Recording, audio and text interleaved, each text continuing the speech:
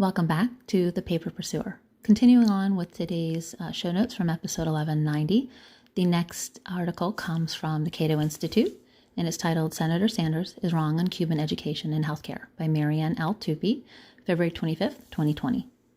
The current frontrunner among the contenders vying to become the Democratic Party's presidential candidate, Senator Bernie Sanders, Democrat, Vermont, sang Cuba's praises in a recent 60 Minutes interview on CBS. Senator Sanders applauded Cuba's education and healthcare system. Potential Sanders supporters should know that Cuba's literacy rate and healthcare system are nothing to lionize. First, consider literacy. According to Sanders, when Fidel Castro came into office, you know what he did? He had a massive literacy program. Is that a bad thing? Sanders is surely old enough to know that all communist dictatorships throughout history have ensured that their people were literate, in part so that the people might take in the disinformation printed by government propaganda ministries. Furthermore, a look at the data reveals that all of the progress regarding literacy that happened under communism in Cuba would almost certainly have happened under a different political and economic system. While trustworthy data, defogged of Cuban propaganda, are difficult to come by, the U.S. Department of State tried to do just that by comparing improvements in human well-being in Cuba between the 1950s, the last decade of the hated Batista regime, and 2000. According to Cuba's literacy rate rose by 26% between 1953 and 2000, but literacy rose even more by 37% in Paraguay. Food consumption in Cuba actually declined by 12% between 1954 to 57 and 1995 to 97. It rose by 19% in Chile and by 28% in Mexico over the same time period. Between 1954 and 57 and 1995 to 97, the rate of change in car ownership per 1,000 people in Cuba declined at an annual rate of 0.1%. It increased at an annual rate of 16% in Brazil, 25% in Ecuador, and 26% in Colombia. Next, consider healthcare. Sanders has repeatedly extolled Cuba's healthcare system, opining that in Cuba, the communist revolutionary and dictator Fidel Castro gave them, the Cuban people, healthcare. Totally transformed the society, you know. Yet a recent study has found that Cuba's seemingly impressive health performance is partly due to data manipulation and coercion. Life expectancy is the best proxy measure of health. According to Cuba's official data, it rose by 25% between 1960 and 2017. Yet life expectancy increased even faster in comparable countries. In Mexico, it improved by 35%, in the Dominican Republic by 43%, and in impoverished Haiti by 51%. The data make clear that Cuba's education and healthcare system are unremarkable. Cuban Americans and others familiar with Castro's record are rightly appalled by Sanders' apparent affection for socialism on the island. Castro committed numerous crimes against humanity. He enslaved thousands of Cubans in forced labor camps for being attracted to members of the same sex, harboring counter-revolutionary thoughts, practicing minority religions, or even simply for looking unkempt, like a hippie. The slave labor of those Castro called social deviants provided an important source of income for the young communist regime, and any accomplishments of the regime must be viewed with that system of forced labor in mind. We are very opposed to the authoritarian nature of Cuba, but it's unfair to simply say everything is bad, Senator Sanders told CNN's Anderson Cooper during the interview. We cannot help but wonder if the senator would offer a similarly nuanced portrayal of a right-wing dictator. The 60 Minutes interview is only the most recent episode in Sanders' lengthy history of acting as an apologist for socialism. From his infamous honeymoon in the Soviet Union that led him to extol what he called the strengths of the communist system, to his 1980s praise for Castro's Cuba and the Sandinista dictatorship in Nicaragua, Sanders has often had sympathetic words for left-wing dictatorships. As recently as February 2019, Sanders even refused to describe Venezuela's Nicolas Maduro as a dictator. In the September Democratic debate, when pressed, Sanders finally admitted Maduro was a tyrant. Sanders, at age 78, should know better than to exalt the alleged accomplishments of communist dictatorships. Hopefully, Americans will take a look at the data instead of taking Sanders' claims about Cuba's education and health care systems at face value. Yeah, well, I know plenty of people who are full-blown adults who actually believe if you're not for Sanders, you are against unity.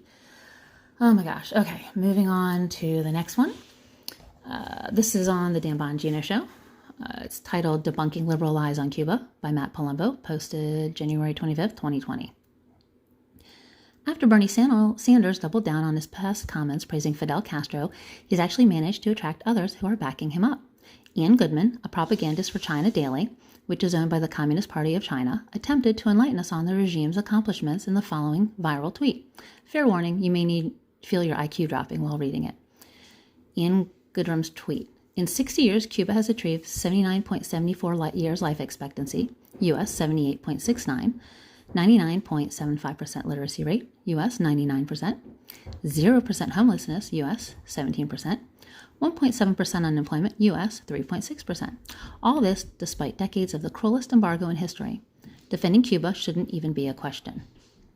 Where do you begin with today's lesson in how to lie with statistics? Life expectancy. As is the case for all statistics quoted, we are working under the impossible assumption that the Cuban government is being truthful, and in this case, the government is incentivizing doctors to be untruthful. As one paper published in the journal Health Policy and Planning notes, Cuban physicians are given health outcome targets to meet or face penalties.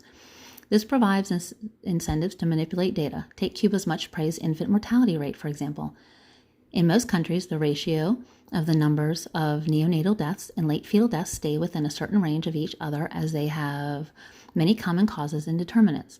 One study found that while the ratio of late fetal deaths to early neonatal deaths in countries with available data stood between 1.04 and 3.03, a ratio which is representative of Latin American countries as well. Cuba, with a ratio of 6, was a clear outlier. The skewed ratio is evidence that physicians likely reclassified early neonatal deaths as late fetal deaths, thus deflating the infant mortality statistics and propping up life expectancy. Cuban doctors were recategorizing neonatal deaths as late fetal deaths in order for doctors to meet government targets for infant mortality. Furthermore, different races have different average life expectancies within America, so it makes no sense to compare the lifespan of Cubans to a group as heterogeneous as all Americans. Hispanic Americans happen to have higher lifespans than Caucasian Americans, 82.9 years to 79.12 years, and Cubans. Interesting. Literacy. It's unclear why Goodwin found this worth mentioning. The benefit of repressing human freedom is a 0.75 percentage point advantage in literacy rates. Yes, even a repressive government is capable of teaching people to read, something that preschoolers can learn. Congratulations.